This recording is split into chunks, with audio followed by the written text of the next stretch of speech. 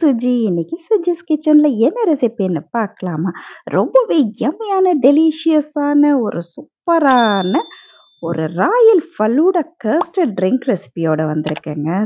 Recipe பேரு தாங்க கொஞ்சம் ரிச்சா இருக்கிற மாதிரி இருக்கும். ஆனா, செய்றது ரொம்பவே சுலபம். ஆனா டேஸ்ட்டு பேர மாதிரியே ரொம்பவே ரிச்சாவே இருக்குங்க. முதல் நாள் இரவே சப்ஜா சீட்ஸ் 1 டேபிள் ஸ்பூனும், ஆல்மண்ட் கம்னு சொல்லப்படுற பாதாம் பிசினும் 1 டேபிள் ஸ்பூனும் ஊற வச்சுக்கலாம். ஒருவேளை முதல் நாள் ஊற வைக்கலன்னா ஒண்ணும் பிரச்சனை இல்ல. ஒரு 2, 3 மணி நேரத்துக்கு முன்னாடி ஊற வச்சா கூட போதுமானது. இதுக்கு 1 லிட்டர் பால நம்ம இப்ப நல்லா காய்ச்சி எடுத்துக்கலாம். ஒரு கைப்பிடி அளவுக்கு தாராளமா பாதாம், முந்திரி, பிஸ்தா எல்லாத்தையும் நல்லா பொடியா நறுக்கி எடுத்துக்கலாம். இப்ப பால் நல்லாவே நம்ம சுண்ட காய்ச்சி எடுத்துக்கலாம்.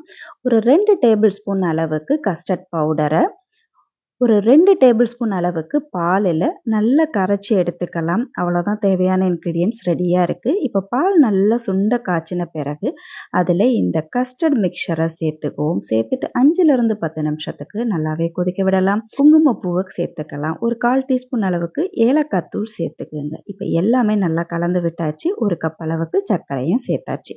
இப்போ 10 நிமிஷம் ஆயாச்சு, எல்லாம் கரைஞ்சி வந்துருச்சு. இப்போ இந்த மிக்சரை நல்லாவே ஆற விடுங்க. ஏன்னா நம்ம கூலிங்காக சர்வ் பண்ணும்போது ரொம்பவே நல்லா ருசியாக இருக்கும்.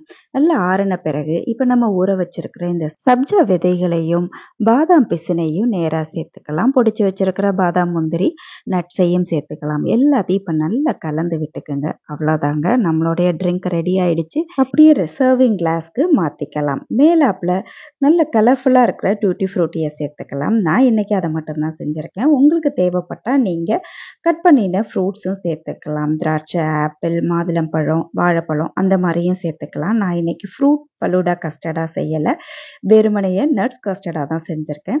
அவ்வளோதான், நம்மளுடைய சூப்பரான யம்மியான ராயல் ஃபலூடா கஸ்டர்ட் ரெடி ஆயிடுச்சு. எவ்வளோ சிம்பிளாக இருக்குது பார்த்தீங்களா? இதை நான் இஃப்தார் ட்ரிங்காக ரெடி பண்ணியிருந்தேன். ஸோ நோன்பு திறந்தவுடனே குடிக்கிறதுக்கு ரொம்பவே சில்லுன்னு சூப்பராக இருந்ததுங்க.